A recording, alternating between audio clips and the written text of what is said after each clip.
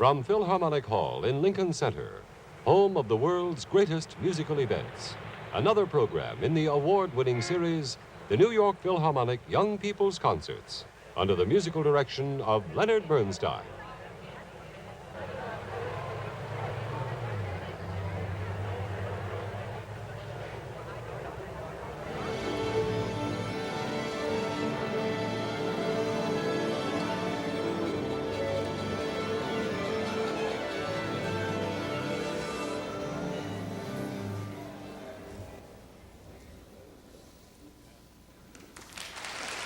And here is Mr. Bernstein.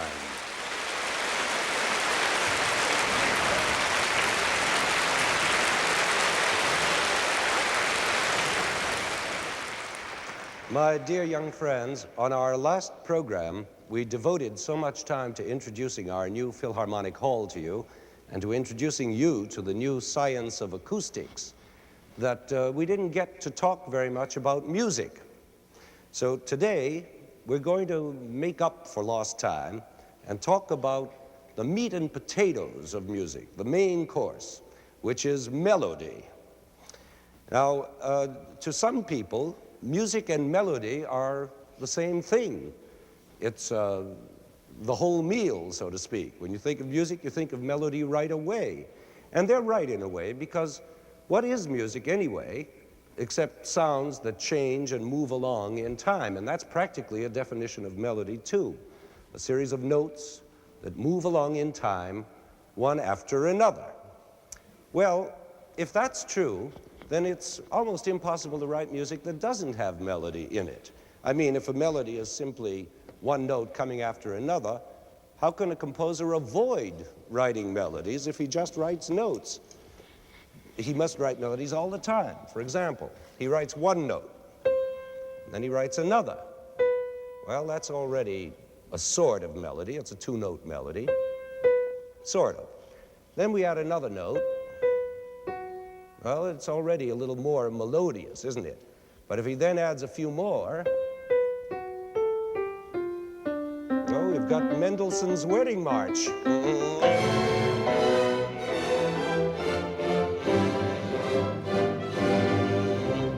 See how simple it is? Where there's music, there's melody. Can't have one without the other. Well, then why do so many people complain about music that has no melody? Some people say they don't like Bach fugues because they don't find them melodic. And others say the same thing about Wagner operas, and others about modern music, and others about jazz. What do you suppose they mean when they say it's not melodic? What are they talking about? Isn't any string of notes a melody? Well, I think the answer is in the fact that melody can be a lot of different things. It can be a tune, or it can be a theme, or a motive, or a long melodic line, or a bass line, or an inner voice, all those things. And the minute we understand the difference among all those kinds of melody, then I think we'll be able to understand the whole problem. You see, people usually think of melody as a tune, something you can go out whistling, that's easy to remember, that sticks in your mind. What's more, a tune almost never goes out of the range of the normal human singing voice, that is, too high or too low. Nor should a tune have phrases that last longer than the normal breath can sing them. After all, melody is the singing side of music, just as rhythm is the dancing side. But the most important thing about a tune is usually that it's complete in itself. It seems to have a beginning, a middle, and an end, and it leaves you feeling satisfied. In other words, it's a song, like Gershwin's Summertime, or Schubert's Serenade, or your favorite Elvis Presley number. But in symphonic music, which is what we're mostly concerned with here, tunes aren't exactly in order, because since they're complete in themselves, tunes don't cry out for further development. And as I hope you remember from former programs of ours, development is the main thing in symphonic music, the growing of a melodic seed into a big symphonic tree.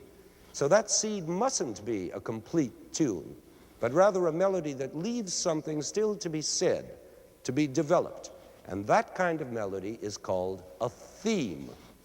Well, that's already a problem for those people who are always expecting music to consist of full-blown tunes. So they naturally find these incomplete themes less melodic, let's say. I suppose then they should complain about the famous four-note theme that opens Beethoven's Fifth Symphony. That's hardly melodic at all.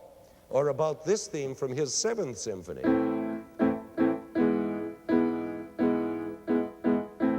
which is mostly harping on the same note. But both of those themes are kind of melodies, even though they're not tunes. That's the important thing to remember. They're not tunes, but they're themes. Now, of course, there are symphonic themes that are much more melodious than those. Only think of Tchaikovsky's Sixth Symphony, for example.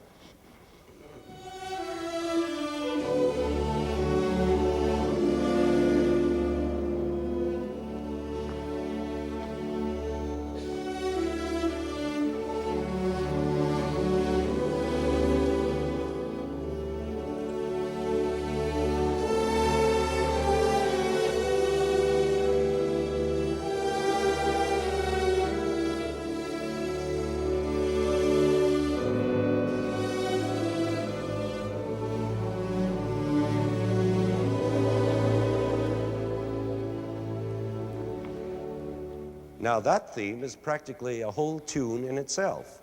What is it about that big tuneful theme that makes it so attractive and beloved all over the world, besides the fact that Tchaikovsky was a melodic genius? Well, the answer is repetition, either exact repetition or a slightly altered repetition within the theme itself. And it's that repetition that makes the melody stick in your mind. And it's the melodies that stick in your mind that are likely to please you the most. Popular songwriters know this, and that's why they repeat their phrases so often. Just think of that big song hit, Mac the Knife. Ba, ba, ba, ba, ba, ba, ba, ba, ba, ba, ba, ba, repeating over and over. Well, the same technique works just as well in symphonic music. For instance, let's just see how Tchaikovsky went about building up that lovely theme we just heard by simply repeating his ideas in a certain arranged order, what I like to call the 1-2-3 method. In fact, so many famous themes are formed by exactly this method that I think you ought to know about it. Here's how it works. First of all, there's a short idea or a phrase.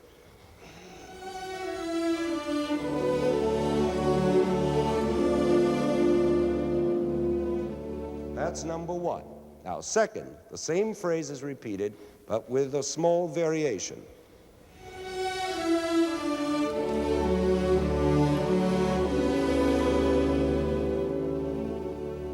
That's the second part, almost the same as the first. And the third, the tune takes off in a flight of inspiration.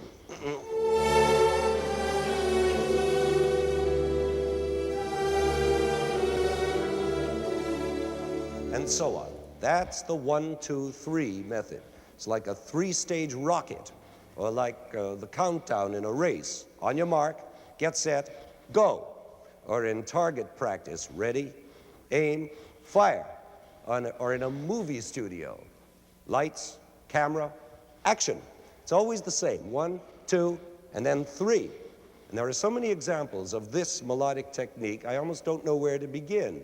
But let's take, for one example, our good old standby, Beethoven's Fifth. Here, 1, on your mark. 2, get set. 3, go.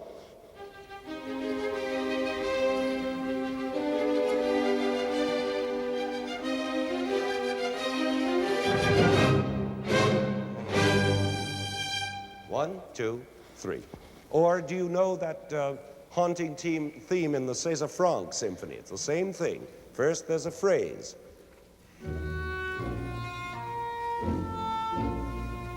Then he repeats the phrase with a slight change, a rising intensity. And then comes the relaxed conclusion.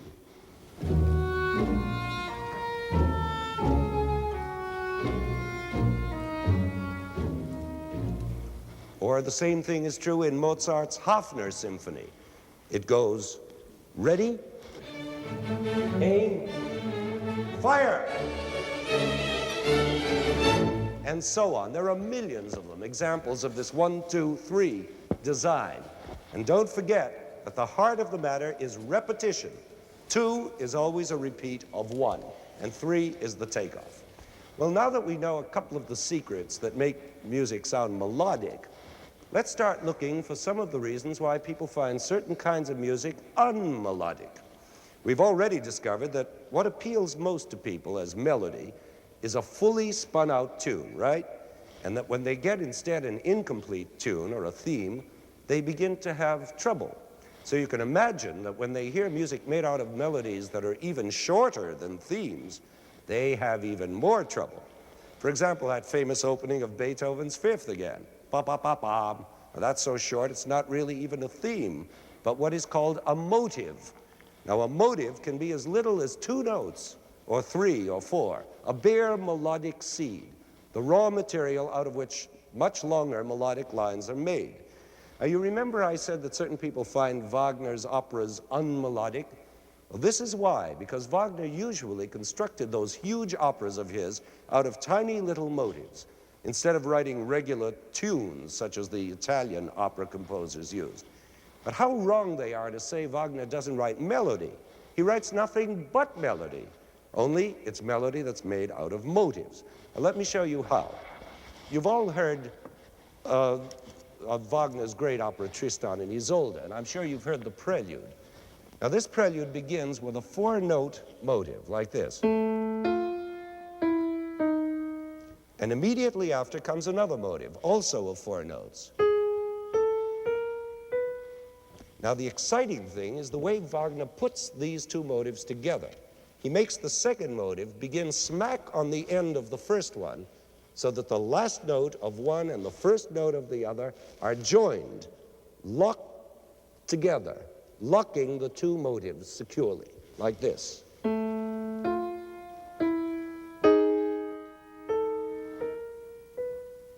Now he adds some marvelous harmony underneath, and this is what you get, the beginning of Tristan and Isolde.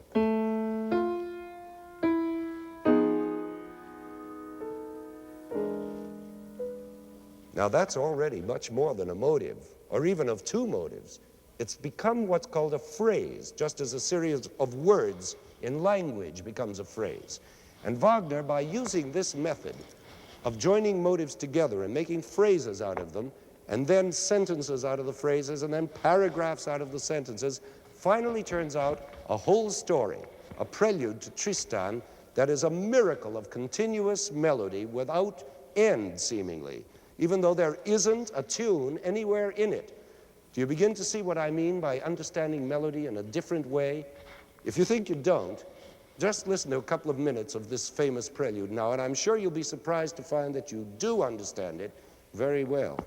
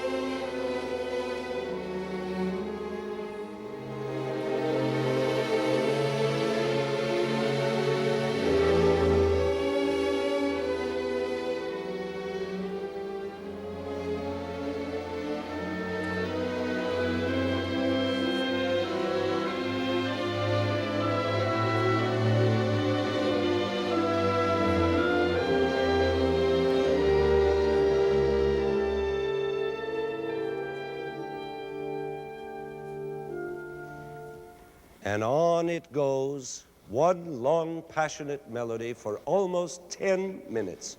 And that sure is a lot of melody for a composer who's supposed to be unmelodic. But you see, his melody grew out of little scraps, those motives we heard at the beginning. And that's where people make the mistake of thinking there's no melody in Wagner. Of course, what makes it even more difficult for people to recognize the melody is that frightening word counterpoint, which means, as you know, more than one melody going on at the same time. That really gets in people's way, but it shouldn't, because after all, the more melody, the better. And counterpoint can be terribly exciting. For example, in this same Tristan prelude, much later on, Wagner builds a hair-raising climax by using counterpoint in this way. The strings are pouring out their melody, climbing higher and higher, like this.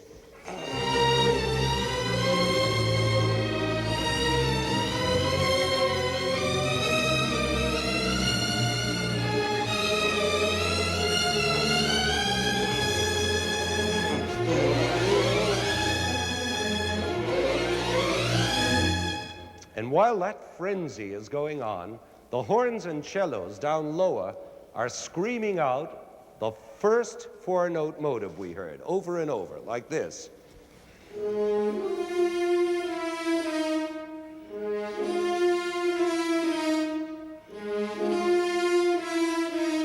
And that's not all. At the same time, the trumpet joins in with all his force right in the middle between the other two melodies, singing the second four-note motive again and again, like this.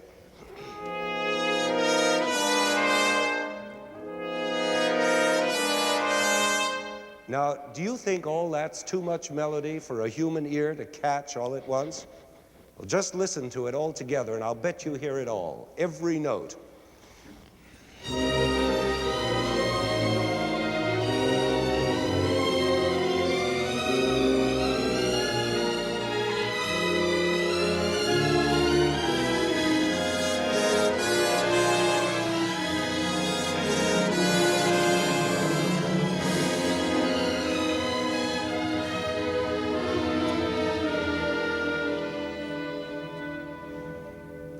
Boy, what a climax that is. One of the most thrilling ever composed. And yet, it's counterpoint, that frightening word that makes some people afraid to listen to Bach fugues or to Wagner operas. But don't you ever be scared of counterpoint. Counterpoint is not an absence of melody, it's an abundance of melody. It doesn't erase melody, it multiplies it. Well, now that's a lot of hard stuff we've been discussing so far, and so to make it clearer and easier for you, we're going to play you a whole movement from a Mozart symphony, the first movement of his great G minor symphony, which will illustrate everything we've been talking about so far. I'm sure you all know the beautiful theme that opens this movement. It's a perfect example of that 1-2-3 method we learned about before. First, there's a phrase. And then he repeats the same phrase slightly lower. And then third, the takeoff.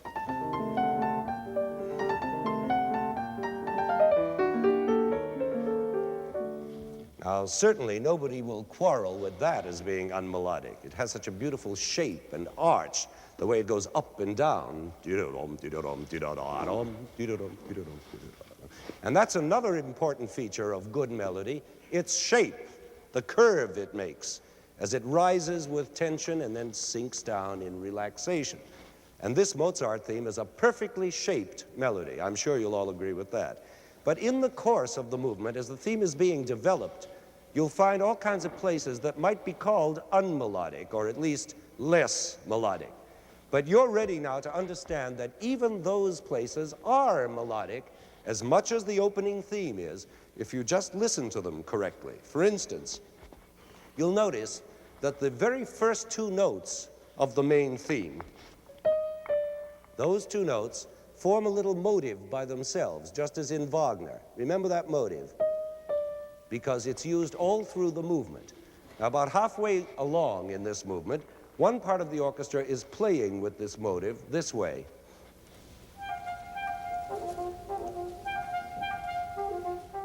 while the strings are playing in counterpoint the same two-note motive, only stretched out in long notes.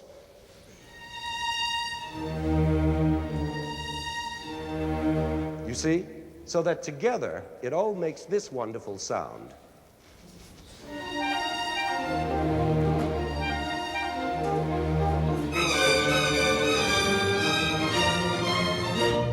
And that's all made out of those first two little notes that I played for you before. So you see, it's all pure melody, even the development parts. And the same is true of this seemingly unmelodic section.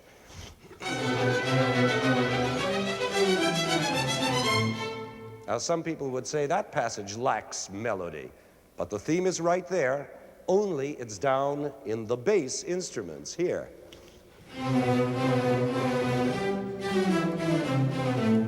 While on top here, there's exciting counterpoint going on, the way it goes in a Bach fugue.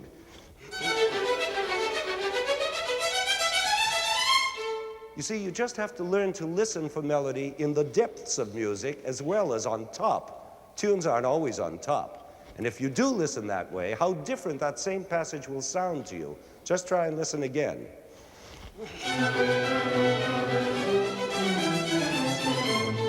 You see? And what's even harder to hear is melody that's neither on top nor on the bottom, but in the middle, sort of like the middle of a sandwich. Now, here's one place in the movement you should be on the lookout for, where again that little two-note motive is being developed on top over motionless notes on the bottom, like this.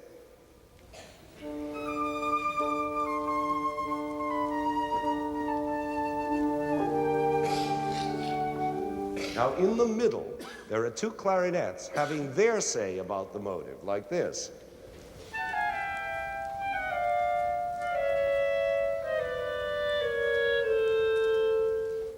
And they're so sweet and tender that it would be a shame if you missed them. It would be like having two pieces of dry bread with nothing in them. So now listen to the whole sandwich, top slice, bottom slice, and clarinet filling.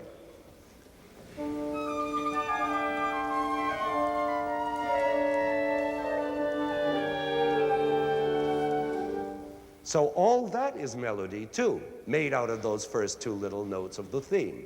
Well, I think you're ready now to hear this great movement by Mozart and listen to it as melody, all of it, from start to finish. Not just the themes themselves, but the development of those themes and the motives as well, with all their counterpoint. It's all melody, every moment.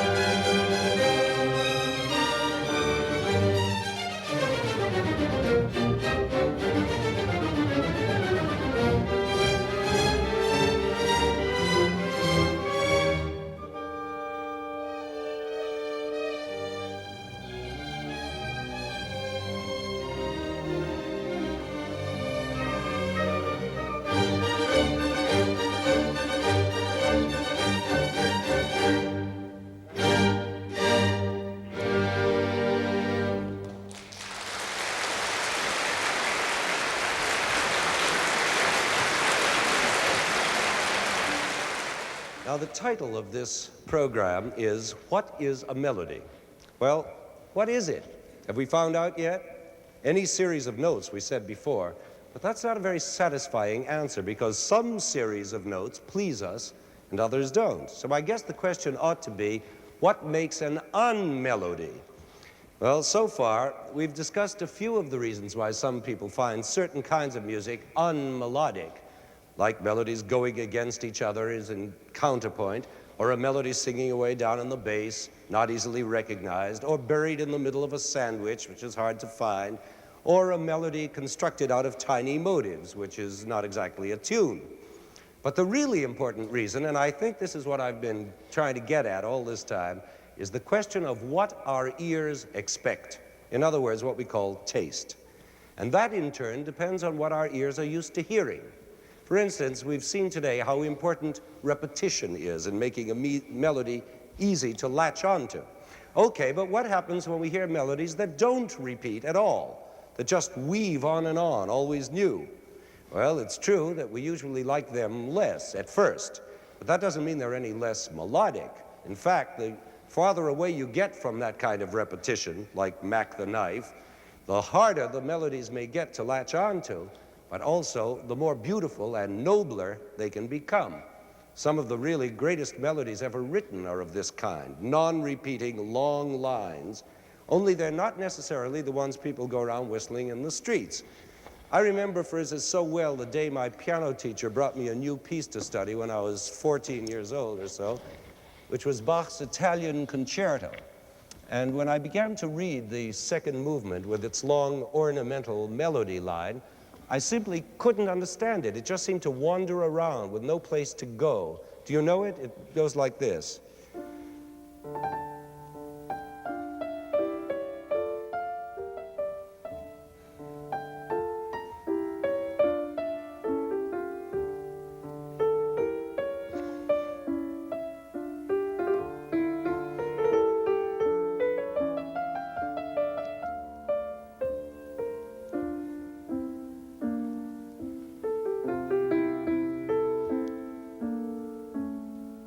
And so it goes on weaving, spinning out that long golden thread, never once repeating itself for almost 5 minutes. Do you find it wandering and aimless? I find it one of the glories of all music now, today, but I sure didn't think so when I was 14. I was still young enough to think that every melody had to be a repeating tune, because that's what my brief musical experience had taught my ears to expect. Now, in exactly the same way our tastes change with growing up and hearing all kinds of different music, so people's tastes change from one period of history to another. The melodies people loved in Beethoven's time would have shocked and startled the people of Bach's time 100 years earlier. And I'm equally sure that some of today's modern music, which people complain about as ugly and unmelodic, will be perfectly charming, everyday stuff to the people of tomorrow. We're going to play you an example, another long, non-repeating melodic line by the great modern German composer, Paul Hindemith. Now, Hindemith wrote this melody over 30 years ago in a piece called Concert Music for Strings and Brass. And I suppose there are still people who call this unmelodic even after 30 years. I consider it one of the most moving and beautifully shaped melodies, not only of modern music, but of all music. And I have a feeling that you'll agree with me after all you've learned about melody today. Just listen.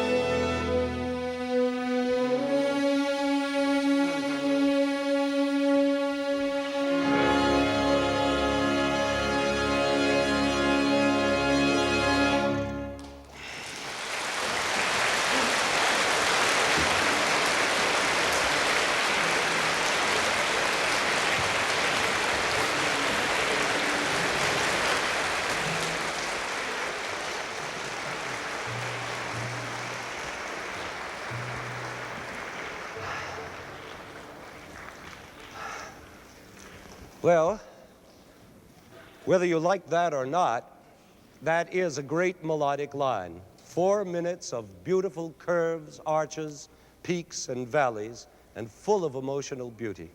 And if there are any of you who didn't like it, who found it unmelodic, awkward, or graceless, let me comfort you by saying that those were just the exact words used 80 years ago about another German composer named Brahms.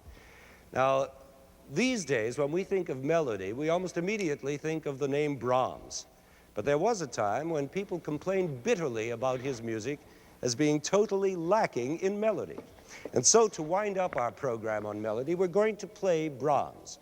And to show you how careful you have to be in deciding what is a melody and what isn't, we're going to play for you the last movement of Brahms' Fourth Symphony, an extraordinary movement for many reasons, but chiefly for the reason that its main theme is nothing but a scale of 6 notes plus 2 notes to finish it off. I played 5 notes. Wait a minute. 6 notes. 2, 3, 4, 5, 6. And then 2 notes to finish it off, which makes 8 notes. 8 notes in all, 1 to a bar. And with harmony, they sound like this.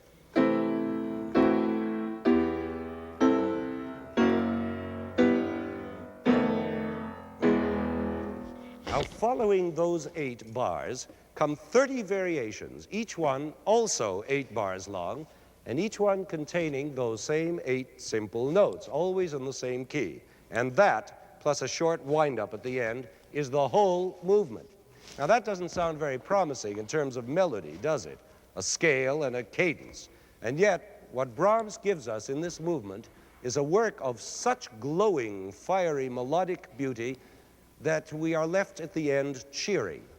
Now, how does he do it? In all the ways we talked about today: counterpoint, motives, repetitions, the theme in the bass, the theme in the middle, the 1-2-3 method, remember? But I'm not going to explain it any further to you because I think that by this time you're prepared to hear this so-called unmelodic work of Brahms as the magnificent outpouring of melody that it really is.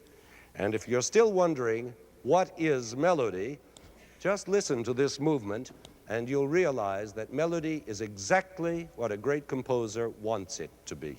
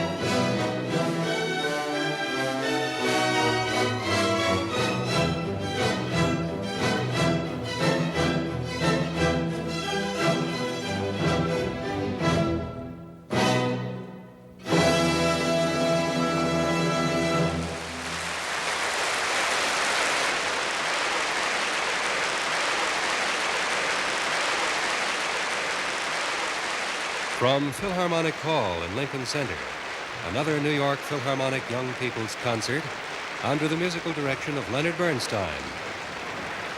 This concert, What is a Melody, featured the music of Wagner, Mozart, Hindemith and Brahms. The preceding program was pre-recorded and was produced and directed by Roger Englander.